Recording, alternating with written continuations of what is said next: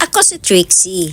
Hello mga katomodachi, kumusta? Dati, pinangarap ko lang tumira dito sa Japan. Sino ba naman hindi mangarap na tumira dito? Tignan nyo naman. Napakalinis, napakatahimik. Walang kaingay-ingay. May sariling parking ang mga bisikleta. Malinis ang facility at ang vending machine kahit saan meron. At ang pagkain. Nice. Ayan o, napaka-elegante. Pwedeng pang regalo. But, hindi ganun kadali ang buhay dito mga katomodachi. Kung titignan natin, masarap lang talaga tumira dito. Lalo na kung meron kang trabaho na permanente. At maraming mapagpapasyalan dito mga katomodachi. Mag-i-enjoy ka talaga. Kaya sa mga katomodachi natin dyan na gustong pumunta dito sa Japan o pumasyal. Pag work ang hanap mo, walang problema yan.